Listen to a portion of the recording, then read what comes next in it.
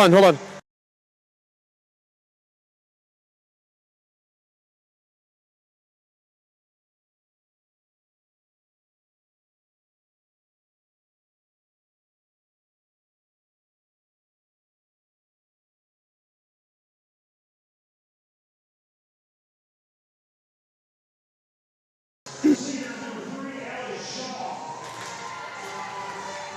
Every 4,000 years, the comet Hale-Bopp comes around Earth. Every 75 or 76 years, Halley's Comet comes around Earth. And about once a year, the Reed-Custer comets come into the land of the Irish here in Seneca, Illinois. And that leads us to this matchup, in this girls varsity basketball matchup, non-conference, as the Seneca Lady Irish are taking on the Reed-Custer Comets. We are so glad to be back here with you tonight, here on Irish Live. It is March 22nd, 2021, and what a spectacle. We have the student section back in the gym. I'm Levi Meyerhofer here with Irish Live, along with Richard Milliman, and how are you doing, Richard? Oh man, it's such a different feeling tonight. We got the varsity volleyball team. We got a student section finally. It feels a little bit normal, you know? It's not in the same place, and everyone's, they're making sure that everyone's a little bit distanced, but we're happy to have everyone back in this gym. IDPH and IHSA just a couple days ago came out with some new guidelines and told us that we could, in fact, bring this many people back into the gym, which we are super happy to have all of them here. We're also happy to have everyone who is watching and listening online here on Irish Live. We'd like to thank you for tuning in here tonight. Starting for the Reed-Custer Comets, number 3, Allie Shaw. Number 6, Jenna Tianco. Number 7, Danielle Cherry. Number 8, Maddie Bradley. Number 9, Maddie McPherson. Number 11, Hannah Coster. And the libero for the Comets is Emma Ritzy. And for the Lady Irish tonight, we have number 1, Addie Bland. Number 3, Justine Ursua. Number 6, Addie Olson. Number 10, Brooklyn Gertz. Number 12, Zoe Hogus. And number 13, Maddie Bromberic. And tonight, the Lady Irish have their libero as Brooke Roslin, number 20. Man, I will tell you firsthand that it feels 100% different having a student section in here. Shipping up to Boston is hitting so much like it did before. I'm getting chills right now. Oh man, it hits different. The freshmen this year haven't gotten to know what it's like, and this is their first real taste of it, I think. Yeah, it's definitely a different experience going to Seneca, not being able to watch any of the sporting events live. And now we're here. And now we are here, and there's no place I'd rather be. Well, a few, but come on. But it's a Monday night in March. What are you going to do? All right, first up for Reed-Custer serving is Danielle Cherry. That is received by the libero Roslin. Gertz up to Bromberic. That was blocked at the net. This time up to Bland. Received easily by Shaw. That was received by Cherry. Gertz up to Bromberic again. Oh my gosh. Nice hit by Bromberic, taken in with ease by Ritzy. And that one goes into the net. Reed-Custer will start the scoring. I don't think I could return a spike from Madison Bromberic for the life of me. And Ritzy making it look easy, definitely not an easy task. Roslin just kind of passes that one over. Shaw over the net, received by Olson. Gertz up to Bromberic, who just taps it over. Nice diving save by number 7, Cherry. Gertz up to Bromberic this time, just a little too far out, and that will be the Comets' point. Seneca here off to a slow start, but they look like they just have lost the 50-50 balls, you know. And in their home opener, of course, they were looking like a well-oiled machine. Gertz up to Bromberic, and now it goes out of bounds to the side. Maybe it's just the jitters of having the student section back, but they looked really good on the home opener against who'd they play? Putnam County. Putnam County. They look really good against Putnam County. I heard Mr. Appleby talking, one of the longtime teachers here at Seneca, talking about this year's Seneca team, and that he was really sad for them that they weren't having a postseason, because he said that they are one of the best teams that he's seen in quite a while. That's got to be the truth for a lot of these teachers. And what a kill from Madison Brown-Barrick right up the middle, finds out that open space, and Seneca finally gets on the board. It is 4-1.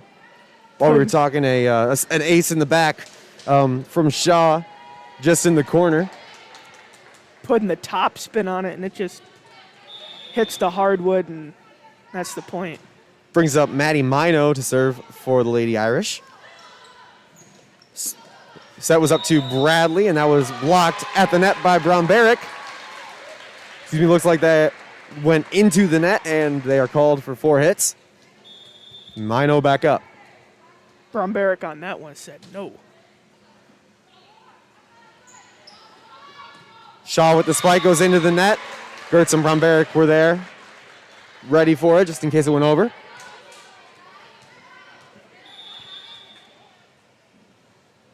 Mino's serve, taken by Ritzy. And McPherson taps it over, almost runs into the net. Nice save by her. And what a spike by Zoe Hogus.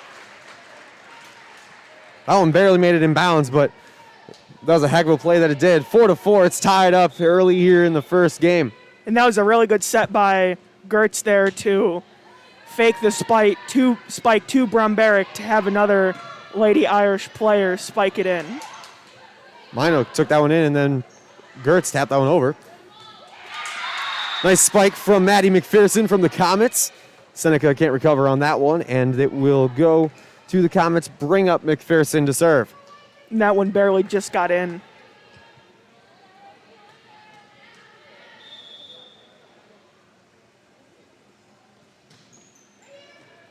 Received by Rosalind. Looked like a short spurt of miscommunication between Rosalind and Olsen there as to who was going to get it, and came across it a little too late.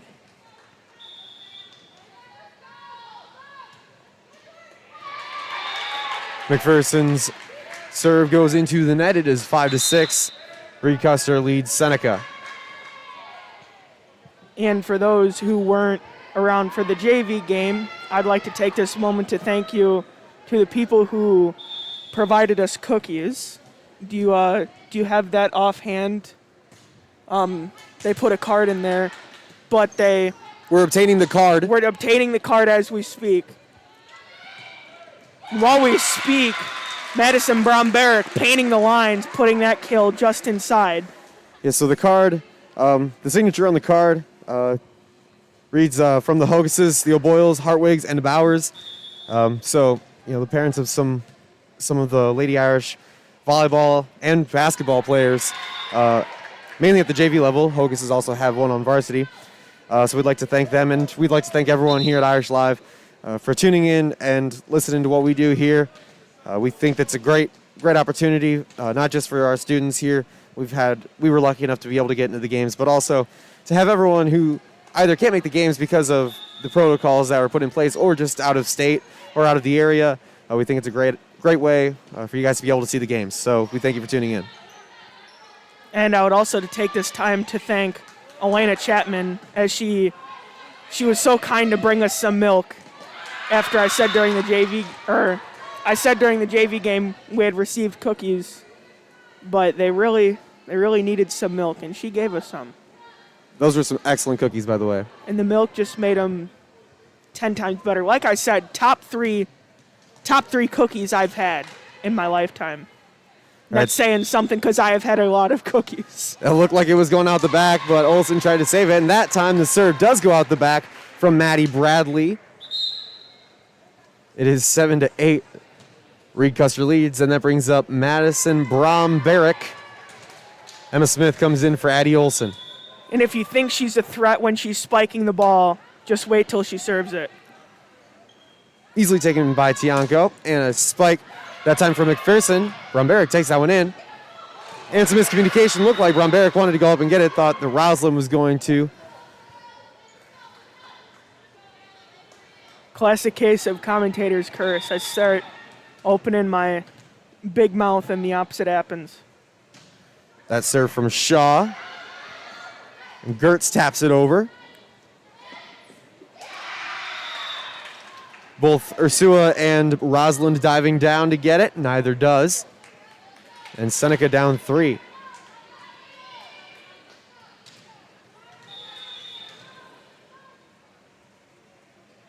Here's Shaw again. Taken in by Rosalind. What a save by Mino and Rosalind. Almost hits the back wall. That'll get the crowd excited right there. And that will be out of bounds on the spike. I believe that one was from Tianco. And Brooklyn Gertz comes up.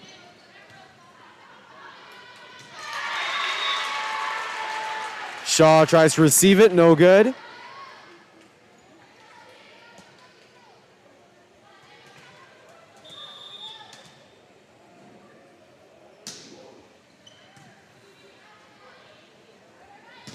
Cherry up to Tianco. Gertz receives it well, but it goes up, hits the rafters, and goes over. If it hit the rafters and come back, Seneca would have been able to play it. But since it went over, it's a point for Reed-Custer. Oh, so me and Calvin were talking about that during the JV game, about where the rafters, or what the rafters do and how the ruling is by that. Nice spike from the Irish. Libero Ritzy for Reed-Custer almost got under that for a pancake, but a little bit late on that one, and that brings up Taylor Draves for the Lady Irish. She's a junior. Yeah, the rafters are, if the ball hits the rafters before the third hit and it lands back on your side, then you can still hit it over. But unfortunately, if it goes over, or if it hits the rafters of the ceiling and then it goes over, then it's no good. Okay, so that answers my question. I asked Calvin that if volleyball players would get good enough to a point where they could hit possibly anything like the basketball hoops or the rafters to see if, they could get a different play on the ball. And then Calvin said, well, I think that things will just, go up higher as volleyball players get better. But that hypothetical was mute from the start because there's already rules. It is now null. It's already a moot talking point. McPherson, nice spike, and Rosalind can't take that one in. Goes off the back wall. Reed-Custer's kind of had the reins from the start. Seneca pulling their own, though. Yeah, Seneca's definitely not out of this. Only down by 2. A quick from Gertz to Bromberek, and that one hit the net, and that'll be 4 hits. Last game we called that I didn't know what the name of a quick was, and so we started calling that the Brooka-Brombo combo.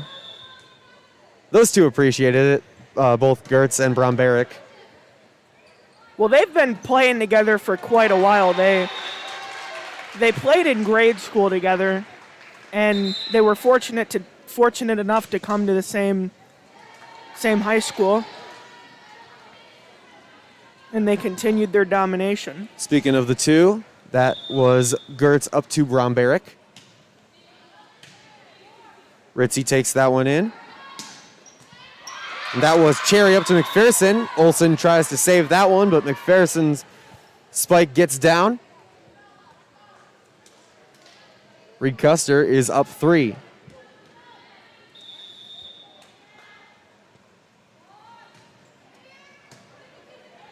Olsen takes it. Gertz taps it over. Reed-Custer wasn't ready for that one. Landed between Bradley, McPherson, and Tianco. Absolutely fooled and schooled on that one. Now, does that have a technical game because we were calling that something else? Calling what? Like that, instead of setting it to a spike, going for the set and just sending it over. Does that have a technical name? brick wall at the net between Bromberek and Gertz. And no, I do not know on that one. I do not play volleyball, and I'm not the most well-versed in volleyball, but I can certainly try to get my way through one of these broadcasts.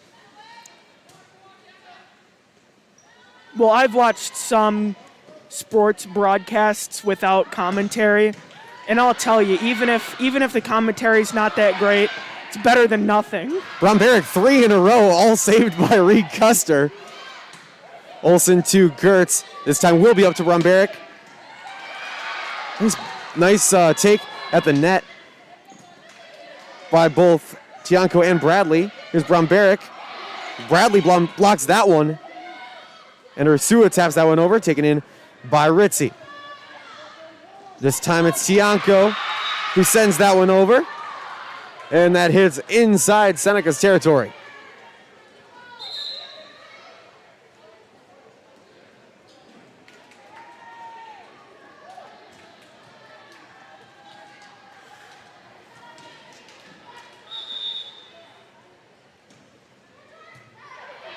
Roslin takes the serve from Bradley.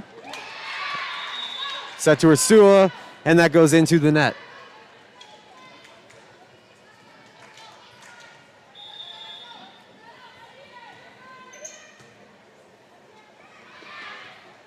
Gertz taps that one over.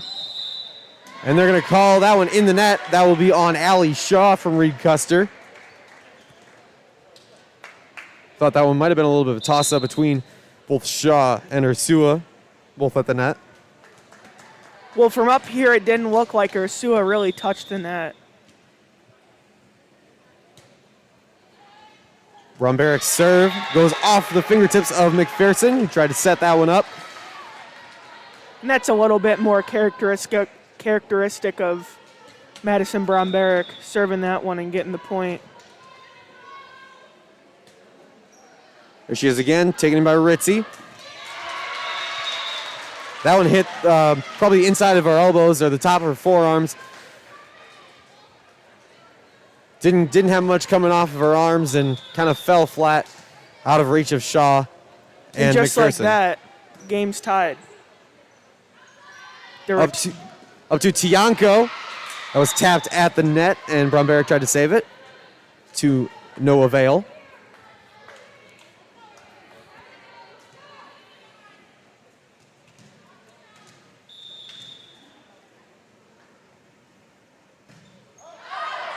A long serve from Allie Shaw, senior from Reed-Custer. A lot of back and forth on this game. That completes the second rotation for Reed-Custer. Complete rotation. Nice tap at the net by Smith, anticipating a little bit of a smooth move. Gertz up to Smith. That was taken easily by Shaw. Shaw with a spike over, and Bromberek hits the top of her forearms near the elbows and goes out the back.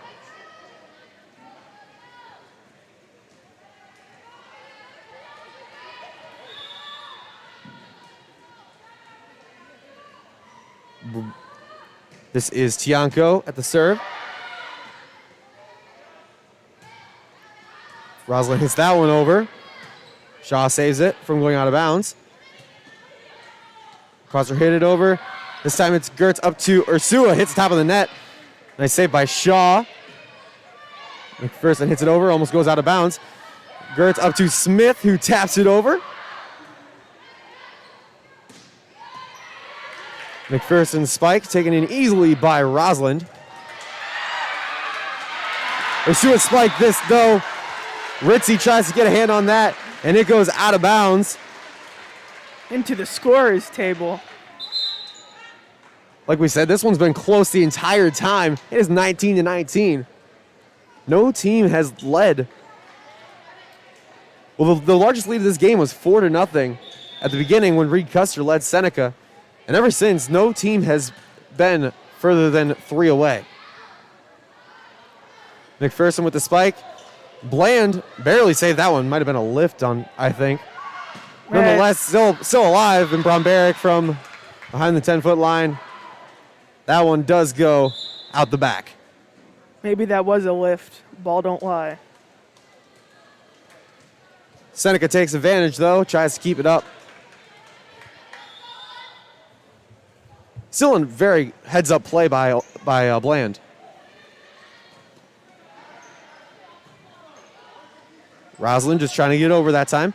Cherry gives that one up to Tianco. Bland up to Hogus, who just taps it over. Cherry this time up to Bradley, blocked at the net. McPherson taps it over into Gertz. Bland to Smith, and a spike for Smith, blocked at the net by Cherry, but that lands on the side of Reed-Custer and out of bounds. It is 20-20. Now let's hope this score doesn't stay 20-20 too long. Those numbers don't go well together. They really don't, unless your eyesight's good, but otherwise, some bad... As far as eyesight goes, pretty good. Years, not so much. Connotation ain't there. Gertz up to Bromberek. Nice save by Ritzy. Cherry hits that one over, and that will land on the side of the Irish. Bromberek and Hogus, I believe, were there. Try to save that one. Danielle Cherry comes up. Bromberek safely taps it over. Brooklyn Gertz tried to get a pancake under that one. Hit it a little bit, but not enough to where it stayed up. I remember last year, I believe it was against, I think Low Point Washburn. Maybe it was, or maybe Roanoke Benson. Brooklyn Gertz had a really nice pancake. You can go back and watch some of the games from last year on Irish Live. We've also got some of the highlights from some of our home games on the Irish Live flashbacks, which you can watch. Those just show the highlights, and I remember putting that one into one of the highlights, and I had to put that one backward in slow motion because I just thought it was such a great play. Now, personally, I do not know what a pancake is, and I'm not going to pretend I don't. But for the people at home that may not know as well, can you explain to us what a pancake is? Yes, a pancake is when the ball is about to hit the floor, and then the player slides their hand flat on the ground under it, so where it hits the top of the back of their hand and bounces right back up. Saves the play. Wow. So if you think about flat as a pancake, that's what their hand does. It goes flat as a pancake on the ground. Well, that's some interesting information. You learn something new every day, I guess.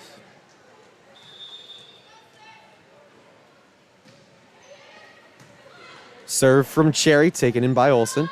This is Gertz up to Bland. What a spike by Bland! Goes between Ritzy and Cherry. Gosh, I wish we had instant replay. Bland is fired up. That brings up Mino. As she should be. That was just an amazing spike right there. That deserves to be on the highlight reel. Cherry up to McPherson. Barely lands in bounds. Hit the line. Nice placement by McPherson. And she will come up to serve for the Comets. It's 23-21. And I think those two plays right there are just some telltale signs of how this game's been going. Seneca gets one, and then Reed-Custer gets one. Nice spike at the net from, I believe that was Bromberek. Yeah, Bromberek spiked it, and then it came off of a Reed-Custer comment and hit the hardwood. That one was over to Bradley, and a lift called. That looks like it was against Bradley. That's something you really can't have coming down to clutch time, 23-all, with Rosalind to serve, and there's a timeout. That timeout called by Reed-Custer. Seneca last year, and I say last year, not as in 2020, but as in last season, which would have been 2019, because, of course, this is the spring season, and usually it's in the fall. But last year, the fall season, Lady Irish won their regional, and they played at the sectional. I don't remember who they were against, but I remember the year before, that they had also gone really far. And so during our entire time here, it's been a great run for the Seneca Lady Irish volleyball team. Like you said with your conversation with Mr. Appleby, just a really unfortunate circumstance that especially these seniors don't have the opportunity to have a postseason because they definitely could do some damage in the 2A regionals and sectionals.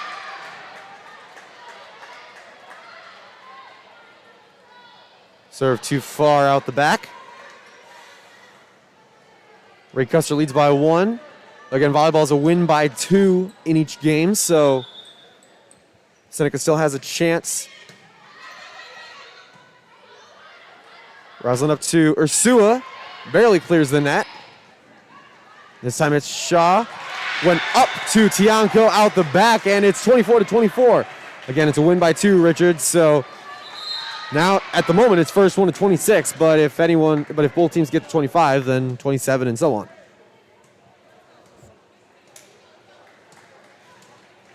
I'm going to try to not say anything because I feel as though anytime I say anything ever, the opposite happens. Cherry up to Tianco. This was Gertz up to Smith. Nice placement by Smith to the right of Cherry. And that is absolutely clutch right there. Knowing the situation, getting the crucial points when you can get them. And another timeout called by Reed-Custer. Bromberich will be up to serve for the Lady Irish after this timeout. 1 minute. It's 25-24. And can we just mention again, the atmosphere in here is so much different from what it was during the basketball season and the home opener for these Lady Irish volleyball team. Oh, absolutely. If anyone tuned into the varsity home opener for the volleyball team, they were not this hype. I mean, it's a night and day difference what this student section does. They're acting different. They're getting more hype. They're getting more into it. And that's something that COVID definitely took away from us, was the student section. Bromberich serve too far out the back. It's tied at 25. Because I guarantee that Marquette versus Seneca boys basketball game would have been completely different if we had the student section here. And of course, it's right now it's up in the mezzanine. Usually it's down by the floor, but still great to see. Oh yeah, anytime you can get fans in here is a good attempt. Tianco and Coster were at the net, but Smith hits it hard enough against their hands. It just drops straight down by the net. It is 26-25. Gertz up to serve. Cherry up to McPherson in the back, and that's too far. Seneca takes game 1. 27-25.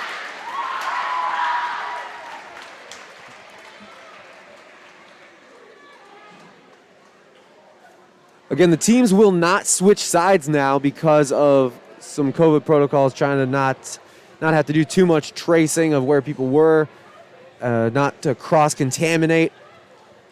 Even though I know that's probably not a term for this situation. I know it's a science term.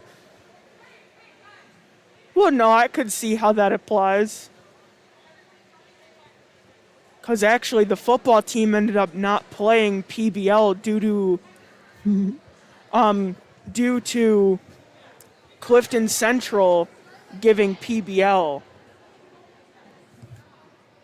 What? Oh, sorry. Never mind. We'll be right back with the second game here between Reed-Custer and Seneca here on Irish Live.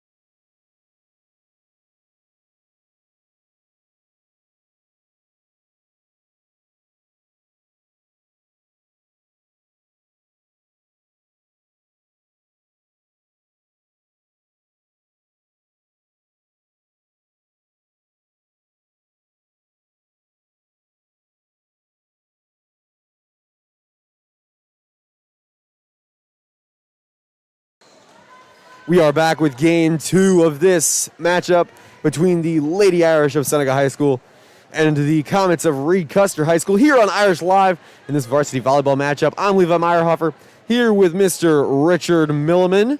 Ricky, what'd you think of the first game? Oh, I thought the first game, both teams were evenly matched. But I think the Lady Irish won to the thanks of this student section, really helping them get into it, get the momentum rolling, and the rest is history. Mino to start the serving for the Lady Irish. Some miscommunication between Bradley and a couple others in her area.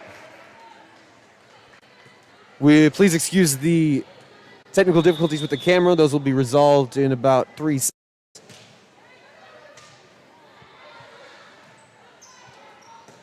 Maybe a little longer.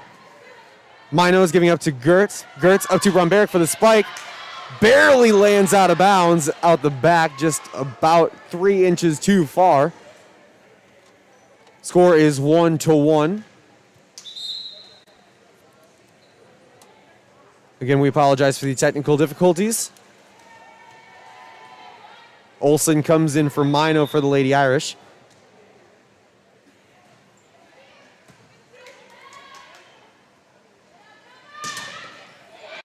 Nice block by Chianco at the net. McPherson taps it over. Olsen gives it to Gertz, up to Bromberg again. Nice placement right in the middle of the court. Ritzy tries to get under that one. Another attempt at a pancake. Can't quite get there, and Draves will come in for Bland to serve. As far as the striker goes, Madison Bromberg has a nice change-up game. She can go up-tempo with the really hard spike, or she can go and just softly tap it over their heads. McPherson, that one might have done a little damage if I was in Addie Olsen's position in terms of to my forearms. That would look like it hurt. Yeah. But going Seneca, back to Madison Bromberg, execution is one thing, but knowing when to execute is a completely other ball game, and I think she has a really complete game as far as that's concerned. the ball in the last play kind of rolled over the net onto the side of Reed-Custer. They couldn't recover from it. Bromberg will tap that one over off her fingertips. What a spike from Maddie Bradley. Goes off of Taylor Draves in the backcourt for the Lady Irish, and that will bring up Maddie McPherson for Reed-Custer to serve. Seneca up 3-2.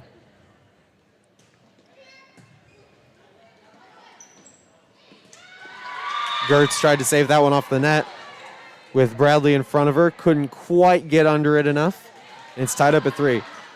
Again, we'll note that the last game was extremely close. The largest lead was 4, but that was only once, and that was when it was 4-0 at the beginning, Reed-Custer. After that, no one led by more than 3. Nice block by Gertz and Bromberg at the net. A little bit of change-up play there from Cherry. Diving save from Cherry, goes over. Draves, and then a quick from Gertz Bromberg. That's a nice heads-up play by Bromberg right there. Just being able to tap it over after she sends a spike after it's blocked. And a spike from Grieve. Carly Grieve, the junior from Seneca, who is now replaced by Eddie Elchervogue, who will serve for the Lady Irish.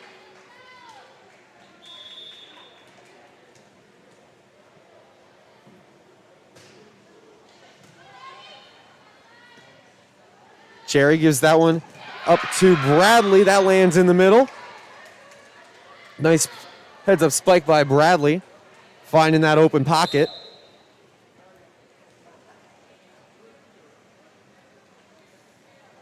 Grieve comes back in and then is replaced again by the libero, Rosalind. Off the fingertips of Olsen behind her. And Gertz will pass it over into the back.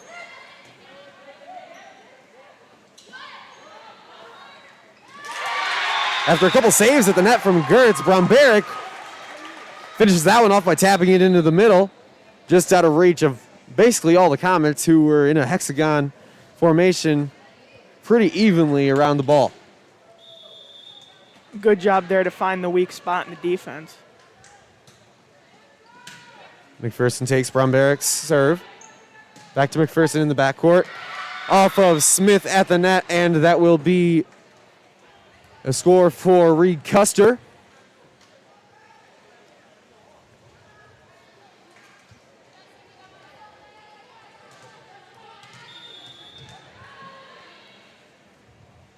Shaw to serve. Gertz up to Smith at the net.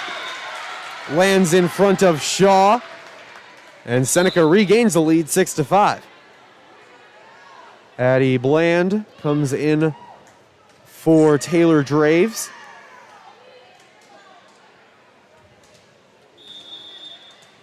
And Brooklyn Gertz in for the serve. Ritchie took it in.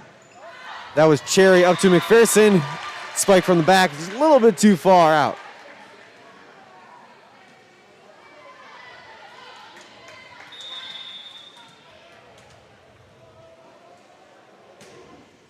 Gertz to serve, taken in by McPherson. This goes Cherry up to Tianco. Little too far outside. And Seneca now leads by 3.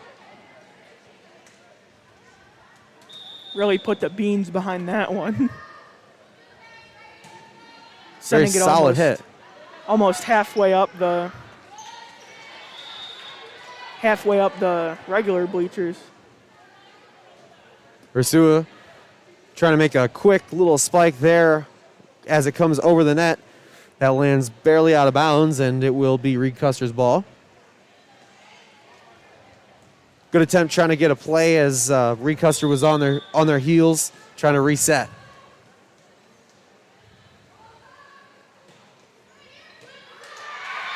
An ace from Jenna Tianco.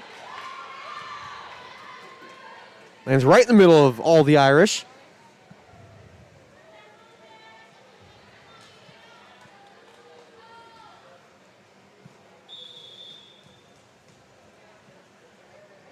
Tianco's serve. Here we go again. And that taken by Bromberich. Bland back to Bromberich, who will safely pass that one over. Coster's tap was saved at the net by Smith. Spike from Bromberich in the back. That one rolled over the net. McPherson taken in by Rosalind. Ursua's spike looked like it was going out, and then Emma Ritzy from Reed-Custer put her hands up there, goes off her fingertips and out of bounds behind her. Seneca came away with that one a little bit luckily.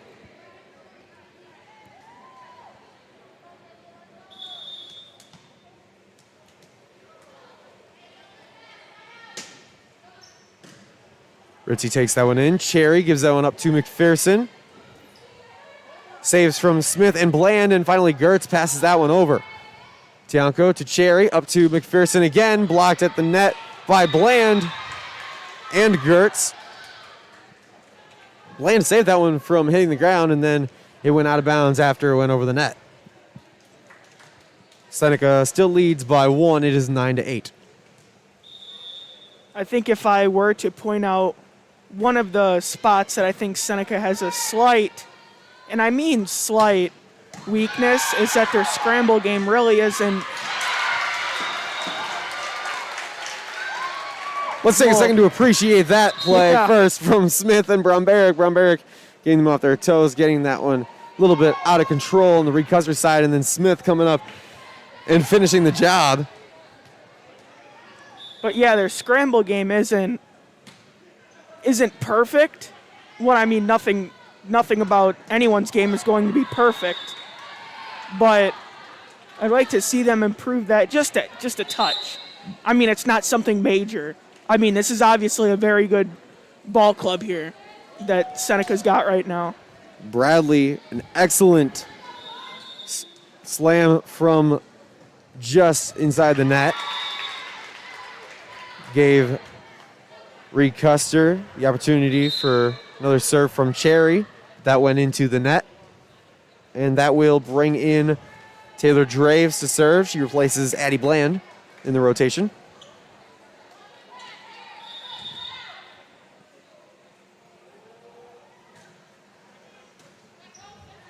McPherson to Cherry. And up to Bradley. Gertz to Bromberg goes into the net. And Reed-Custer yet again within one.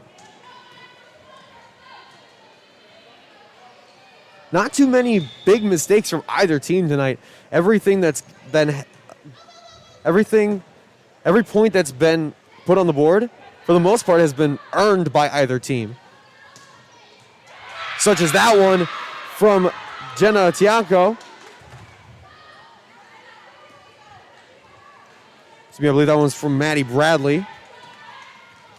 Yeah, so far this game, no team has really been able to gain an inch. So far, 11-11 right here. Bromberg tapped that one over. That one kind of rolled up Cherry's arm from her hand up to her shoulder and then finally hit the ground. Well, yeah, that was a very good heads-up play for Bromberg. Trying to find that open space again. You know, most of the times you don't have to come down with the huge power spikes. Sometimes you just need to finesse it on in there. Cherry up to Bradley, taken in by Olsen in the back. Gertz Bromberg, that was grabbed by Ritzy. And Gertz passes that one over. Bromberg with a left-handed spike. She's a righty. Left-handed spike, and that goes down in the front corner on the opposite side. Showing that she can be ambidextrous.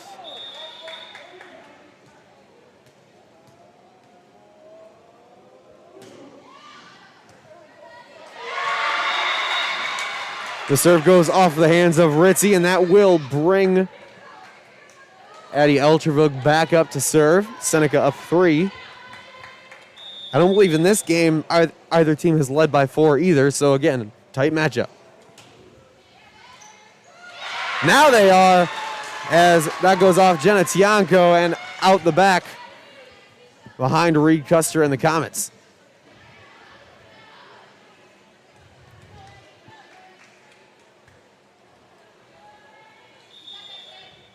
Reed-Custer in black with yellow letters. Seneca in green, or excuse me, in white with green letters. Gertz to Bromberg, that goes into the net. And I know she's wishing she had that one back. Carly Grieve comes in to replace Eltervog, and then Grieve replaced by Rosalind, the libero. But of course, Seneca's up with a 3-point lead. Now make it 4. Maddie Bradley puts that one into the net. Seneca can afford to gamble a little bit more on their 50-50 balls. Smith comes in to replace Olsen.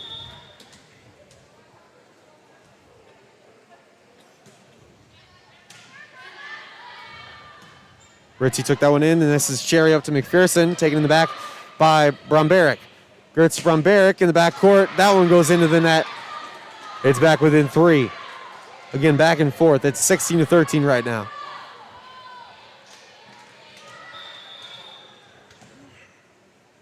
Both teams slowly working their way up to 25. Bromberg saves it in the back, and Gertz passes that one over. That will land out of bounds near the Leprechaun. That looked like a really tricky shot, obviously not facing where you're aimed. At that point, it's trying to get it over. You don't have to place anything. Almost like a Hail Mary pass at the end of a football game. Correct. McPherson into Tianco, taken in by Rosalind. This is Gertz up to Ursua. Another save by McPherson. This time Ritzy up to Tianco again, who passes that one over. Rosalind, and then Gertz up to Smith. Blocked at the net by Coster. Coster will spike it over, and that will... Nice paint by in the corners by Coster.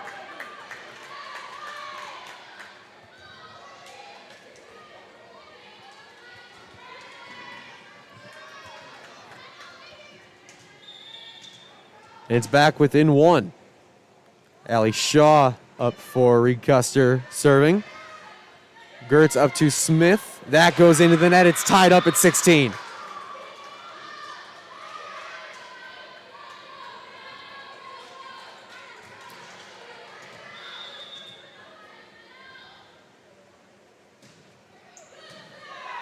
Roslin tipped that one in, and this was Gertz up to Smith. Nice heads-up play by Smith. Let's tap it over. What a save by Roslin and Ursua. Smith passed that one down. Pass from Gertz to Smith. Barely lands out the back, just a little too far. It is 17-16, and Reed-Custer takes the lead.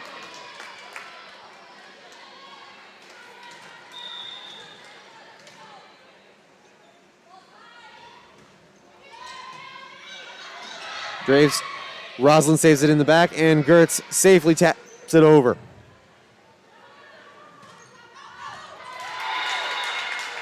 Coster at the net, spiked that one barely outside. Tried to paint those corners again. And we're tied up 17-17. This is a very fitting game for the first game to have a student section. It's a very good game, both teams equally matched.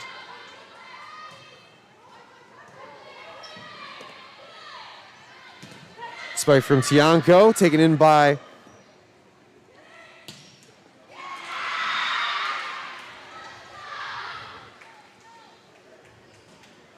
lost track there for a second. But Reed-Custer takes the lead 18-17.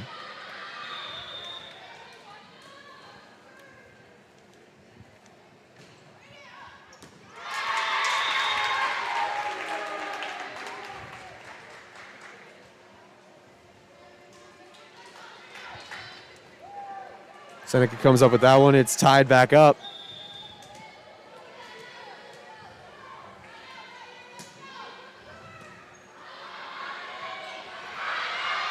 Diving save from Shaw. And an easy pass from McPherson puts that one back over. Bland this time. A little too far off the back.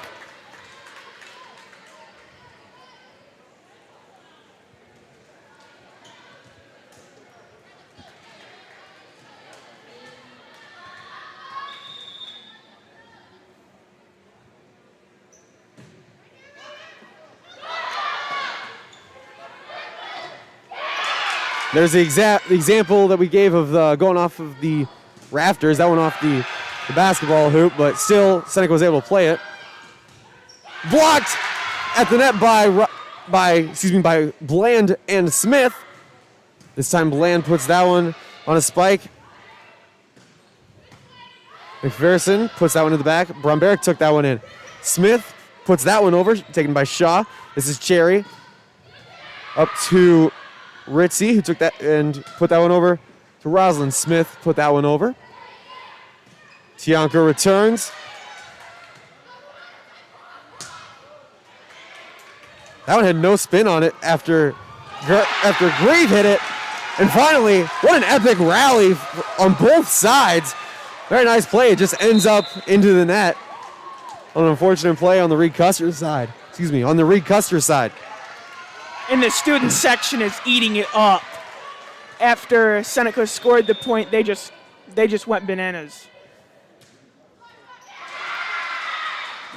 Reed-Custer regains the lead after Mino hits it into the net.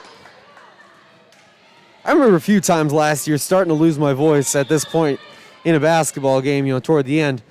I don't think I did in a volleyball game. And I wasn't really expecting to this year, just, obviously exciting, but the hype just wasn't the same. And I don't have to go over the student section either, which makes up a big part of why we have to speak so loud tonight. But the atmosphere is just definitely different, and I think I'm starting to lose my voice a little bit. Oh yeah, you don't know what you have until it's gone, and I guarantee you we're gonna see, because we're only allowed a certain amount of people, you have to get a ticket, first come, first served, from Mr. Haynes, and I guarantee you those tickets are going to be hard to come by. Seneca gained that one after McPherson hit it under the net. This time McPherson puts that one in the backcourt. This is Gertz to Bromberek, and a spike from Bromberek. Nice kill. Shaw hit it, but still ended up on the court, and that's a timeout called by Reed-Custer. 22-20, Seneca leads. What'd you call it, the Gertz-Brombo combo? The Brooka-Brombo combo. Oh, there you go, yeah. A tried and true method to put points on the board. It's something that I think that they can rely on all season to keep up with. Reminder that tomorrow we will be back here on Irish Live as the Seneca Lady Irish will be taking on the Woodland Warriors out of Streeter. The JV game will begin at 5:30 and the varsity game at approximately 6:30. About 15 minutes after the conclusion of the JV game. And then on Saturday, March 27th, the Seneca girls volleyball team will be at Morris for a non-conference matchup. That JV game will begin at 11. Draves to serve out of the timeout. Ritzy saved by Cherry, and Bradley hits it over. Gertz to Bromberek again. Off of Ritzy's fingertips out in front. Ritzy's got to get under that one with her forearms if she wants a chance at that. Seneca within 2 of ending the night. Bromberek taps it over. This is Cherry up to Tianco. Bromberek a kill in the middle. Oh my gosh. That spike right there is electric, man. Just a killer instinct on display. Seneca within 1. Seneca 1 point away from getting the sweep. Taken in by Tianco. Cherry up to Bradley. Mino hits that, and that's down. Score now 24-21. Seneca is up 3.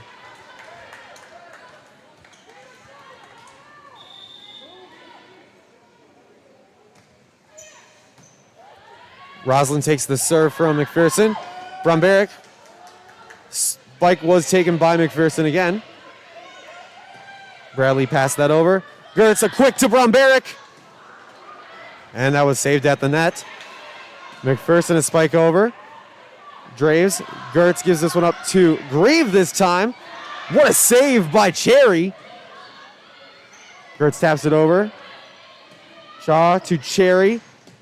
And to Bradley.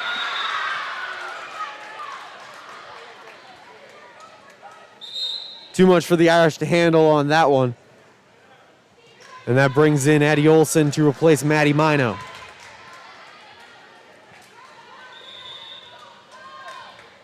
Here's McPherson on the serve.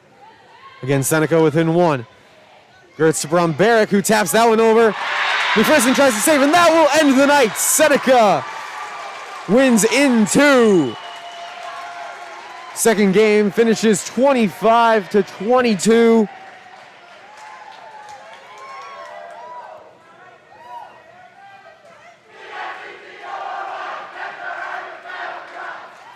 And that's something we haven't heard in a long time, is the battle cry from the student section. So inspirational, man, let me tell you. Very different from what we felt during the basketball season and during the home opener here. But we're glad to have everyone back here. It's a feeling I missed, let me tell you. Seneca and Reed-Custer both with great games, really back and forth. No team led by 5 at any point in this matchup, so definitely evenly matched. Seneca just managed to come up with both of them in the first 2. I'd like to thank everyone here working with us here on Irish Live. Of course, Mr. Brady Danick, who ran the scoreboard on the computer during the JV game, during the freshman game, did some of the announcing with Mr. Calvin Meyerhofer, my brother, and also Mr. Brady Danick did the camera during the varsity game. I'd like to thank Mr. Nathan Grant, freshman here at Seneca. He did the camera for the first 2 games, and then the scoreboard on the computer. And also, finally, I'd like to thank Mr. Richard Milliman here with me. Richard, it's been a fun night. Oh, I'd say that's a pure understatement right there. The atmosphere in this gym tonight, having the first game back with the student section, pure electric. I'd also like to put a quick shout out to the parents of the sophomore volleyball and basketball players for those delicious cookies. Just want to say thank you for showing some appreciation. So, yeah, I believe that will be the end of it here tonight. Seneca wins into the second game, final 22-25. Seneca defeats Reed-Custer in a non-conference matchup. We'll be right back here tomorrow as the Lady Irish take on the Woodland Warriors, and that will begin the JV game at 5:30 and the varsity game following at about 6:30. That's all here from the Land of the Irish. I'm Levi Meyerhofer. And this is Rick Melman. Here with Irish Live, and this is Hoff. And Rick. Signing off.